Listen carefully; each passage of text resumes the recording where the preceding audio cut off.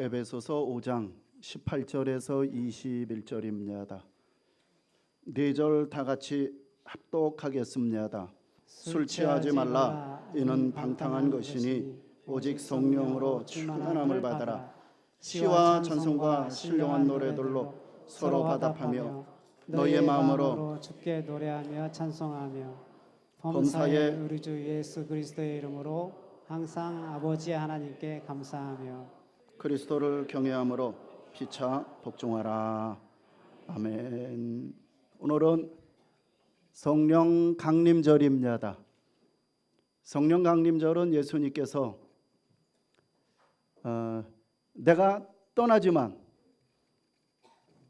제자들에게 성령을 보내주시겠다 약속을 했습니다. 그 약속대로 성령이 제자들과 그리고 그 초대교회에 임하였던 그런 것을 기념하는 절기입니다. 자, 이 성령 강림절을 통해서 저는 여러분들에게 오늘 이런 은혜, 이런 설교로 여러분들과 함께 나누고 싶습니다.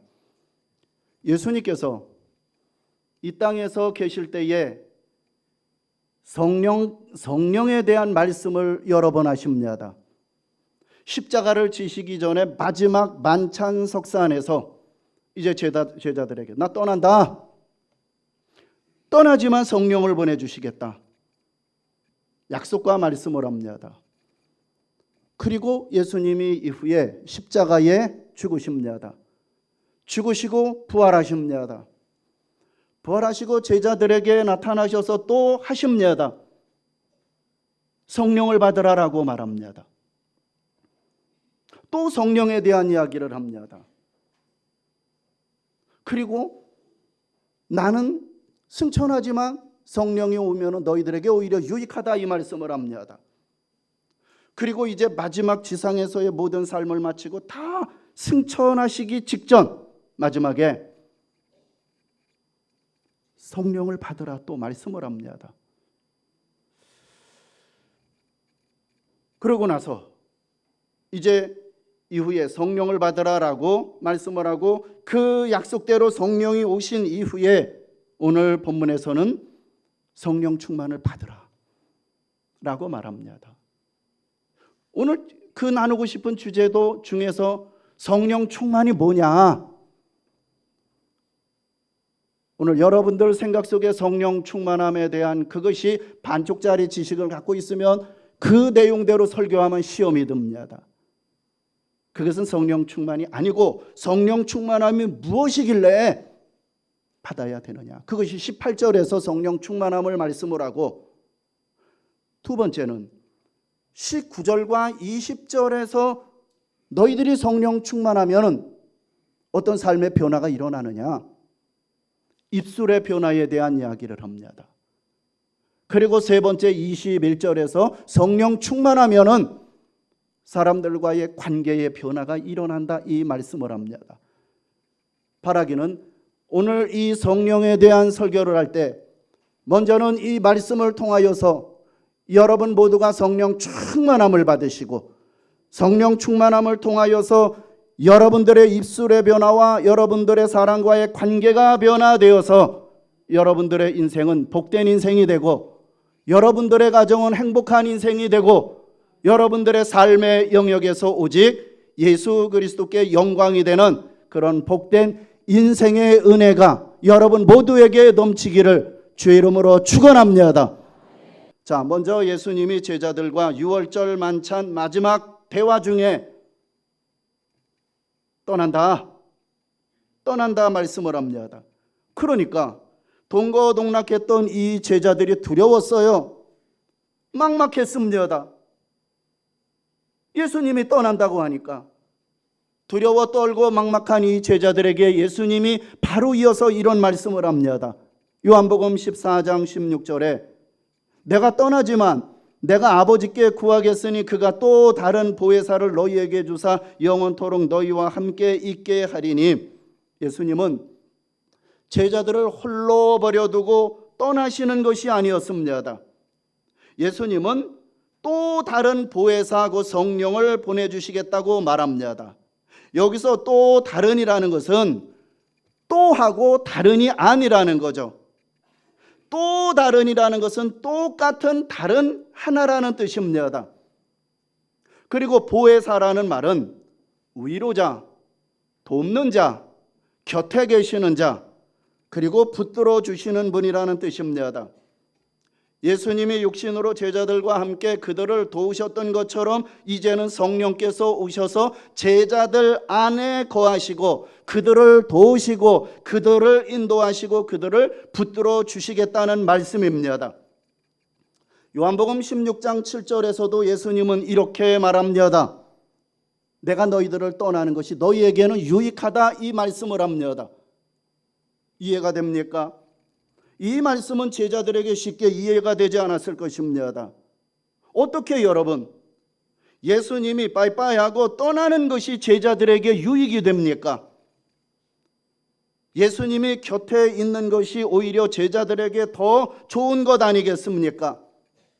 그런데 이 말씀을, 떠나는 것이 너희에게 유익하다, 이 말씀을 하고 예수님은 또 말씀을 합니다. 내가 떠나가야 보혜사가 너희에게 오신다, 그 말씀을이에요. 오시지 아니하면 그것이 아니라 내가 떠나면 보혜사가 너희에게 오신다, 이 말씀을 합니다. 예수님은 지금까지 갈릴리, 유다, 예루살렘 이런 한 곳에만 제자들이 예수님과 육신적으로 함께 계셨지만 성령님은 모든 믿는 자 안에 오신다는 거죠. 예수님은 제자들 곁에 계셨지만 성령님은 제자들 속에 거하신다는 거죠. 그렇기 때문에 예수님은 이제 갈릴리나 유다, 베들레헴 그 한 장소가 아니라 이 성령의 오심으로 말미암아 이제는 제자들이 어느 곳에 있든지 오고 오는 모든 사람들과 함께 거하시기 때문에 내가 떠나는 것이 유익하다, 이 말씀을 하고 있습니다. 그리고 지금 이것은 예수님이 마지막 만찬 그러한 그 장소에서 말씀을 한 겁니다. 그리고 돌아가십니다. 부활하십니다. 부활하신 이후에도 예수님은 성령에 대해서 말씀을 합니다. 요한복음 20장 21절 22절에 보니까 두려워 숨어 있었던 제자들에게 부활하신 주님이 찾아오셔서 두 가지 말씀을 합니다. 너희에게 평강이 있을지어다. 두렵고 떠는 제자들에게. 그러면서 성령을 받으라라고 말합니다. 그리고 예수님이 이제 마지막 승천하시기 전에 예수님은 다시 말씀을 합니다. 어떤 말씀을 하느냐? 사도행전 1장 4절에 보니까 이 제자들에게 예루살렘을 떠나지 말고 아버지께서 약속하신 것을 기다리라, 이 말씀을 합니다. 계속 약속을 했잖아요. 온다 오신다. 약속한 것을 기다리라라고 말합니다. 그 약속한 것이 무엇이냐? 5절에서 이렇게 말합니다. 요한은 물로 세례를 주었지만 너희는 성령으로 세례를 받을 것이다, 이 말씀을 합니다. 그리고 8절에서는 이렇게 또 말합니다. 나는 승천하지만 성령이 너희에게 오시면 너희가 권능을 받고 내 증인이 되리라 라는 말씀을 합니다. 이 말씀을 하시고 약속한 모든 말씀들을 하시고 이제 약속대로 승천하시고 오순절날 성령께서 임하십니다. 성령이 제자들 속에 임하자 두려워 숨어 있었던 제자들이 일떡 일어나서 담대한 증인이 되었습니다. 사람이 달라집니다. 그리고 저들의 말이 달라졌습니다. 마음이 달라지고 저들의 가치관과 저들의 삶의 방향이 달라졌습니다. 이제는 죽음 앞에 두려워하지 않고 부활을 전하는 담대한 증인이 되었습니다. 오늘 여러분에게 붙들어야 할 것이 있습니다. 그렇다면 우리 자신이 물어야 할 것이 있습니다. 나는 성령 받은 사람으로 살고 있느냐? 나는 성령 받은 사람이냐? 나는 성령 받은 그리스도인으로 사느냐 아니면 자유인으로 살고 있느냐? 여러분 스스로 자신을 물어보십시오. 그리스도의 영이 임한 하나님의 사람, 성령의 사람으로 살아가고 있느냐 아니면 성령과 그리스도와 이 상관없는 자연인으로 살아가고 있느냐? 자기 자신에게 물어보십시오. 그러면서 먼저 우리가 알아야 할 것이 있습니다.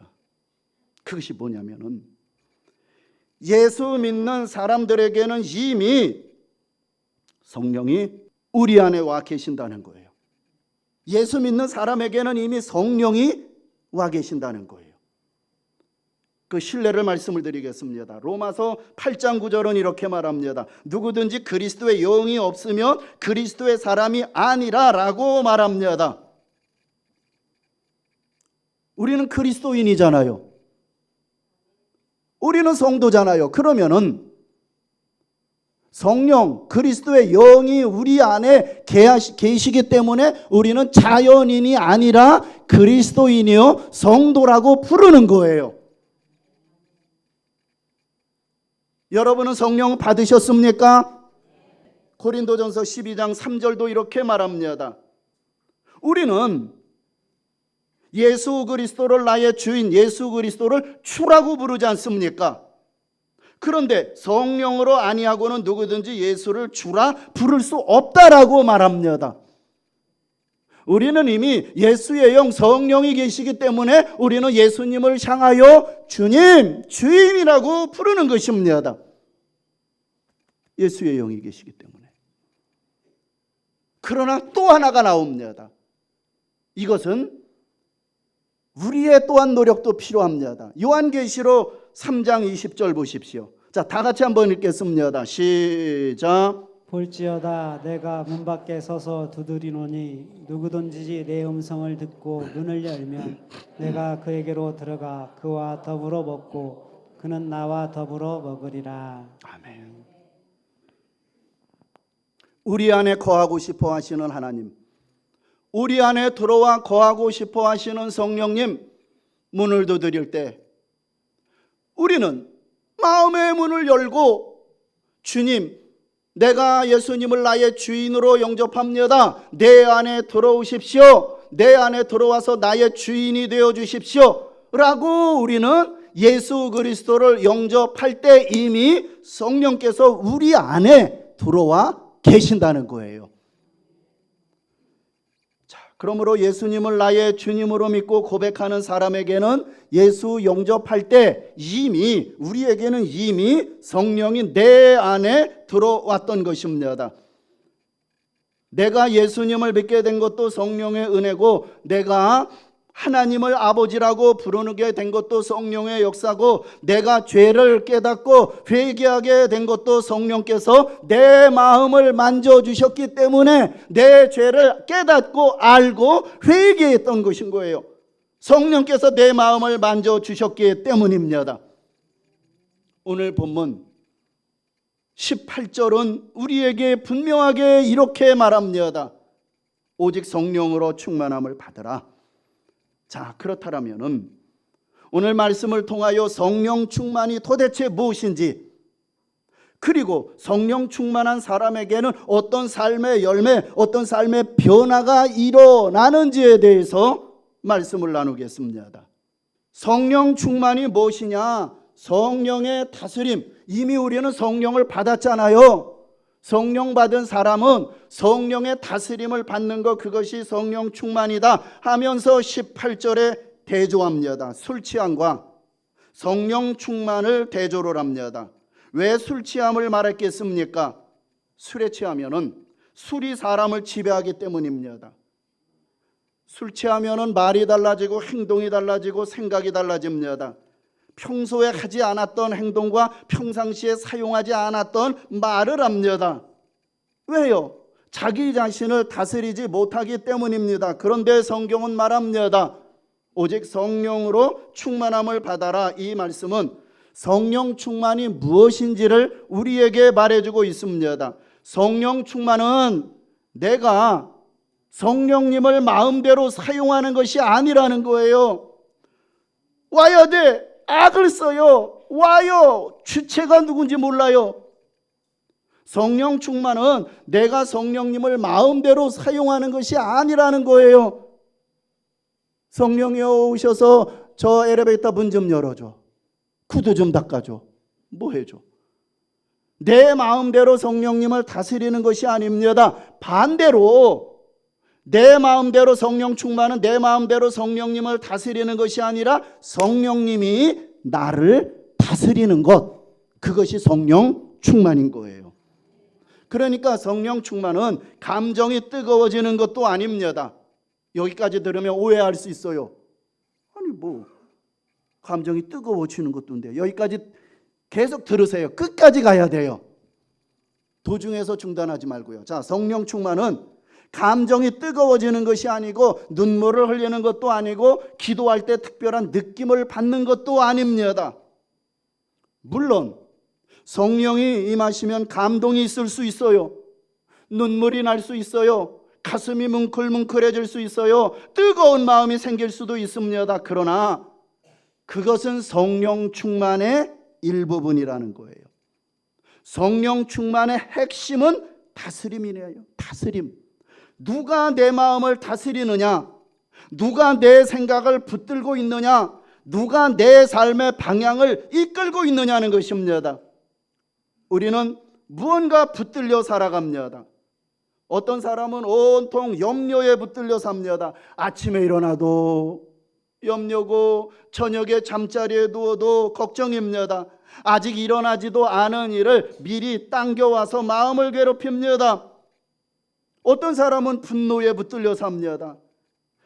작은 코딱지만한 그 말 한마디 단어에 이 마음이 뒤집혀 버립니다.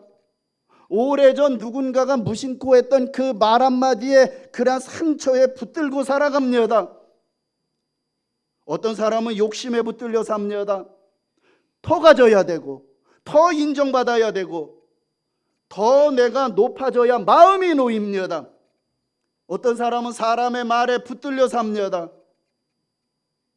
누가 나를 인정했는지 꼭 인정을 받아야 되고 알아줘야 되고 누가 나를 서운하게 했는지 이것 가지고 마음이 흔들려요. 그런데 성령 충만은 이런 것들이 나를 지배하지 못하도록 성령님께 내 마음을 내어드리는 것입니다. 성령의 음성에 순종하는 것입니다. 갈라디아서 5장 16절에 보니까 성령을 따라 행하라. 성령을 따라 행하라 라고 말합니다. 성령 충만한 사람은 자기 감정이 시키는 대로 살지 않아요. 자기의 생각, 느낌을 가지고 와가지고 다른 사람에게 들이대요. 공동체에 들이대요. 이렇게 합시다, 저렇게 합시다.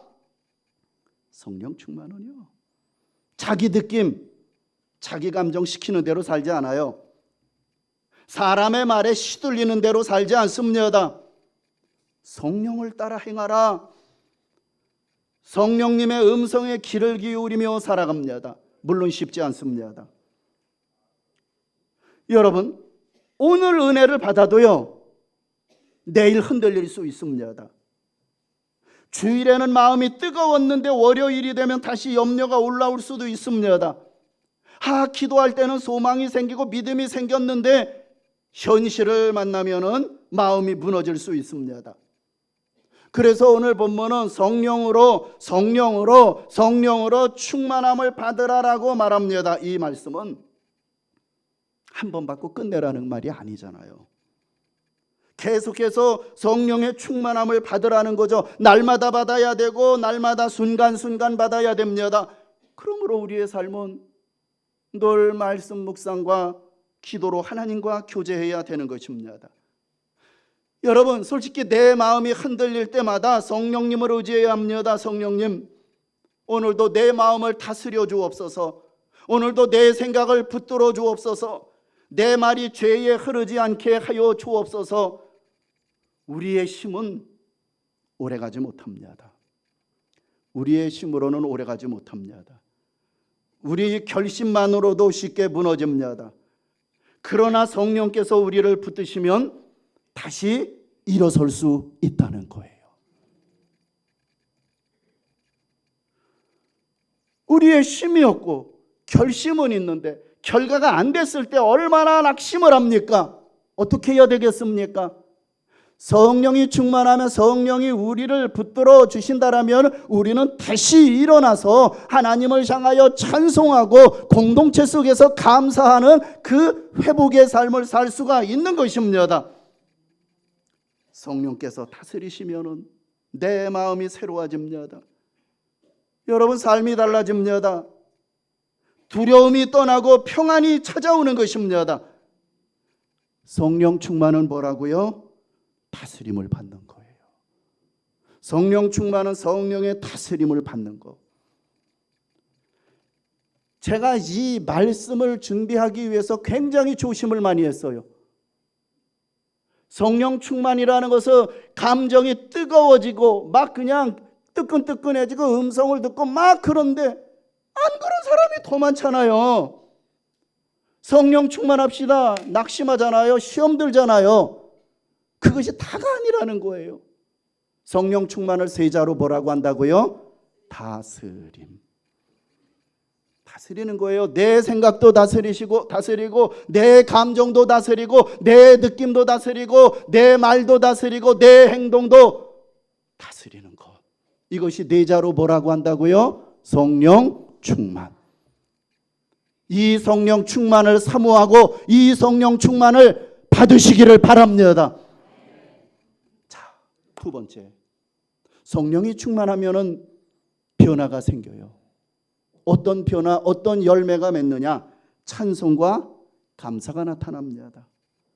19절과 20절을 한번 읽어보십시다. 시작. 시와 찬송과 신령한 노래들로 서로 화답하며 너희의 마음으로 주께 노래하며 찬송하며 범사의 우리 주 예수 그리스도의 이름으로 항상 아버지 하나님께 감사하며. 예. 지금 두 단어를 가지고 설명을 한 거예요. 찬송하라, 어떻게 찬송하느냐 쭉 얘기하고 요약하면 찬송하자. 그리고 감사하라 쭉 설명을 하는 거예요. 이 두 단어가 아니겠습니까? 성령 충만한 사람에게 나타나는 첫 번째 변화가 무엇이냐? 입술의 변화라는 거예요. 입술의 변화. 불평하던 입술이 찬송하는 입술로 바뀌고 원망하던 입술이 감사한 입술로 바뀌는 것입니다. 예수님께서 누가복음 6장 45절에서 이렇게 말합니다.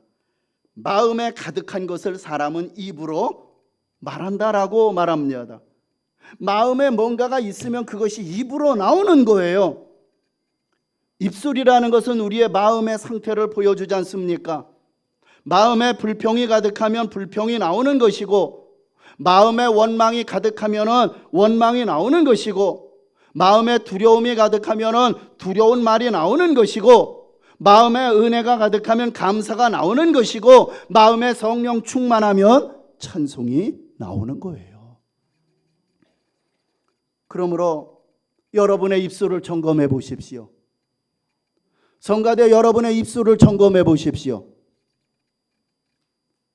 2층에 계신 여러분들의 입술을 좀 점검해 보십시오. 요즘 내 입에서 가장 많이 나오는 말이 어떤 단어입니까? 내 입에서 가장 많이 사용하는 말이 무엇입니까? 걱정입니까? 불평입니까? 원망입니까? 남을 탓하는 말입니까?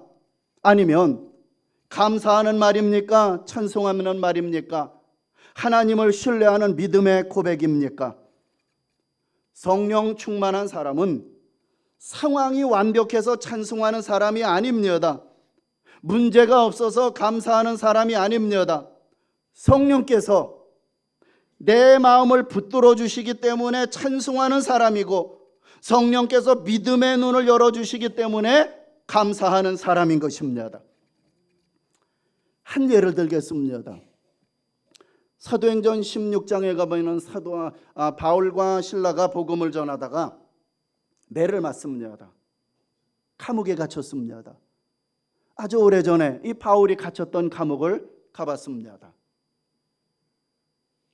아니 길거리에서 구걸하면서 점을 치는 그 여인에게 있었던 귀신을 쫓아준 것인데 이것이 뭐 이단이다, 이상한 것을 전한다 해가지고 매를 맞아요. 감옥에 갇힙니다.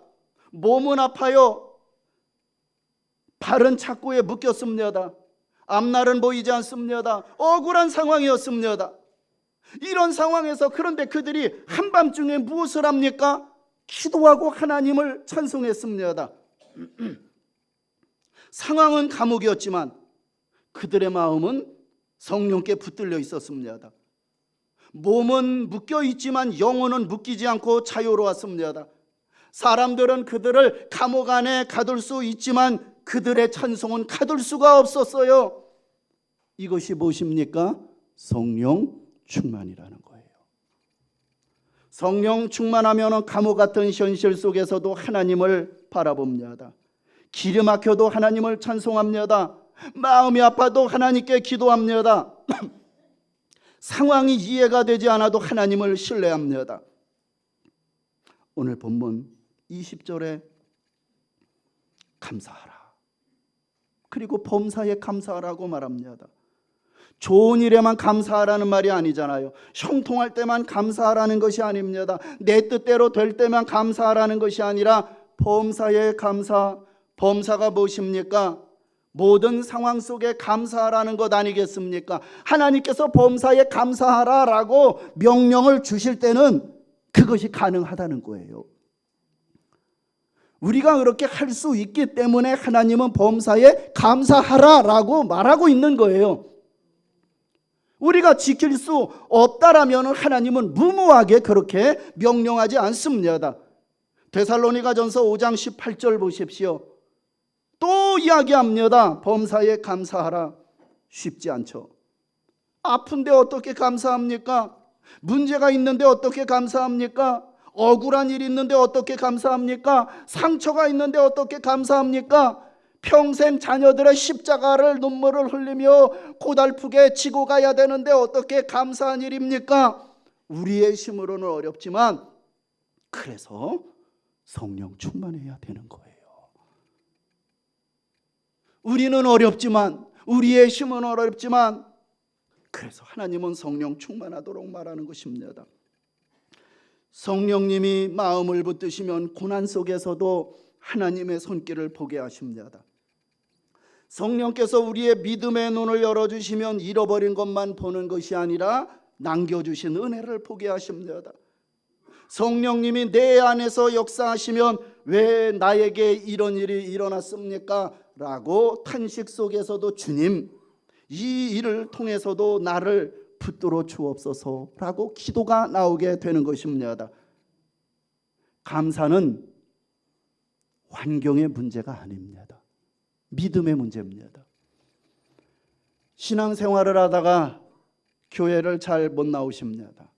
전화하잖아요. 전화드리잖아요. 바빠서 그렇고, 누가 아파서 그렇고, 어디를 갔다 와서 그렇고, 한 번 안 나가다 보니까 또 안 나가게 돼서 그렇고, 이런저런 얘기들이 다 있어요. 맞아요. 맞지만 저는 그런 얘기를 현실은 다 참조해요. 맞지만 믿음의 문제라는 거예요. 믿음의 문제. 신앙도 여러분 그렇지 않습니까? 바쁜 것, 아픈 것, 분주한 것, 이런저런 지금까지 그런 거 없이 살아왔습니까? 믿음의 문제라는 거예요. 본질의 문제는. 목사님은 보고 싶은데 누가 거기 앉아있는 거 보기 싫어서. 다 믿음의 문제라는 거예요. 우리의 신앙은. 감사도 마찬가지 아닙니까? 감사는 뭐냐? 성령께서 다스리시는 마음에서 나오는 열매인 것입니다.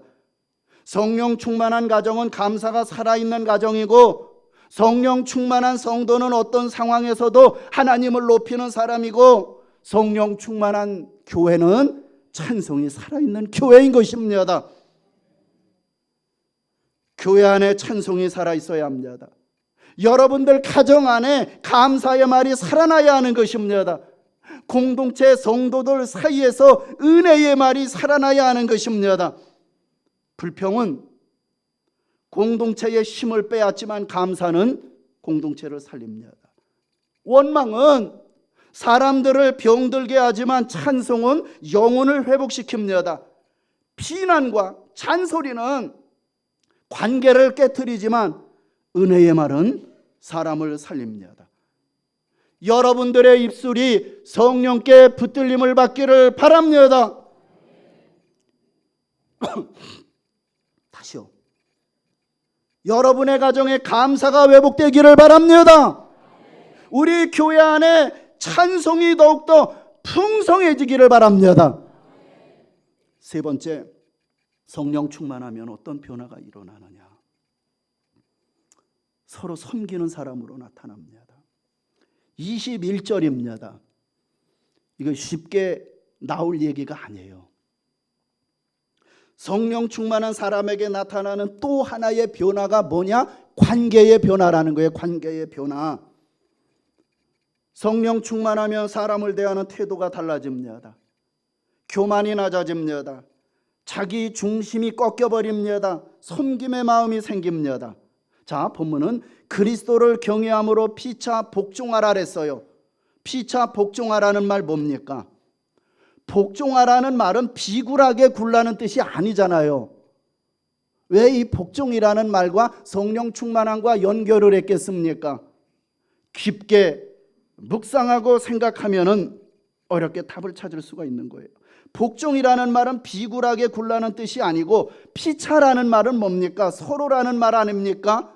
그러니까 서로 복종하여라는 말은 서로 귀하게 여기라는 거예요. 서로 존중하며 세워주라는 거잖아요. 21절 다시 보십시오. 중요한 표현이 있습니다. 그리스도를 경외함으로.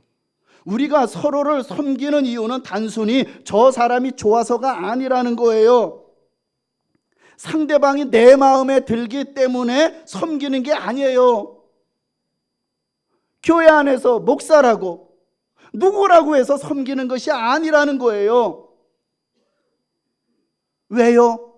그리스도를 경외하기 때문에. 누가요?